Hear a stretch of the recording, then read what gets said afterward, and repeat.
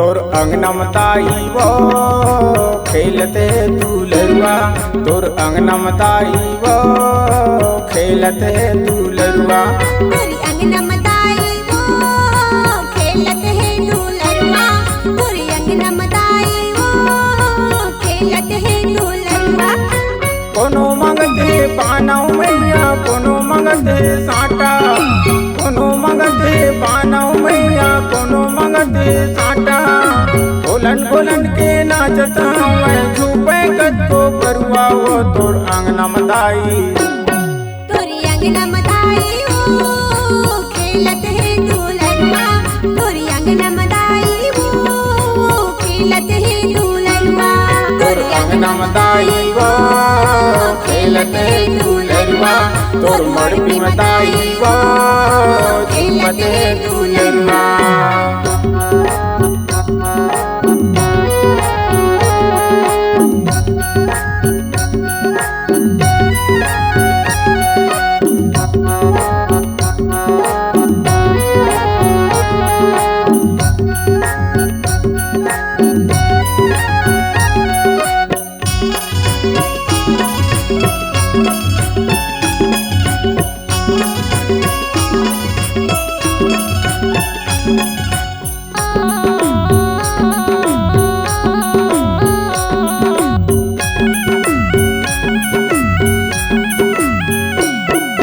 कौन माता हर बाना मांगे, कौन माता हर साटा, कौन माता हर नारियल मांगे, कौन हर कटही काटा।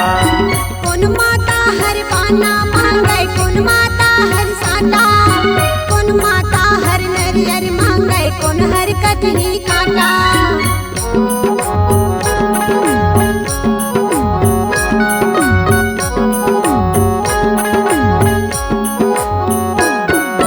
कौन माता हर बाना मांगे, कौन माता हर साटा, कौन माता हर नारियल मांगे, कौन हर कटही काटा।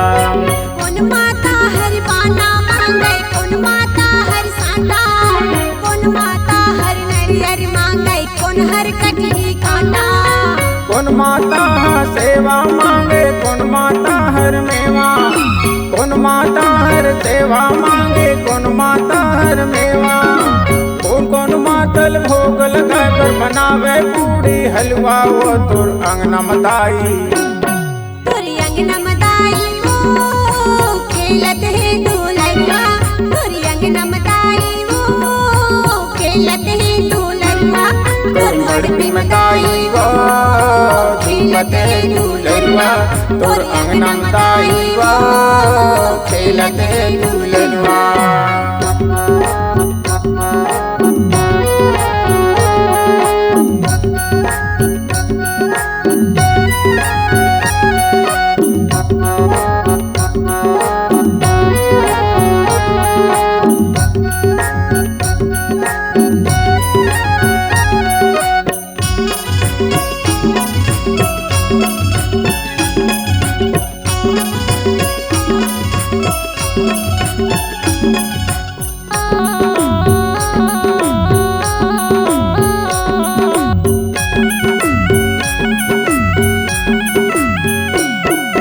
बूढ़ी माई हर बाना मांगे, महामाई हर साटा, दुर्गा दाई नारियल मांगे, काली है कटही काटा।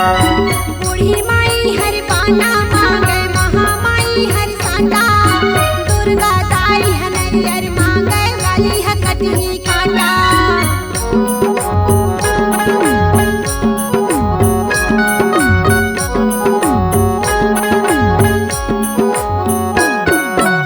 बूढ़ी माई हर पाना मांगे महामाई हर साटा, दुर्गा दाई नारियल मांगे काली है कटही कांटा। बूढ़ी माई हर पाना मांगे महामाई हर साटा, दुर्गा दाई है नारियल मांगे काली है कटही कांटा।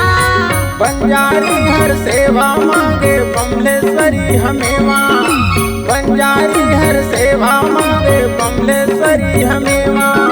सात बहनिया भोग लगा के झूले बढ़िया झुलवा वो तोर अंगना मदाई, तोरी अंगना मदाई वो खेलत है ढोलरवा, तोरी अंगना मदाई वो खेलत है ढोलरवा, तोर अंगना मदाई वो खेलत है झूलरवा, तोर मड़की मदाई वो झूलत है झूलरवा। कोनो मंगते पानव मैया कोनो मंगते साटा, कोनो मंगते पानव मैया कोनो मंगते साटा।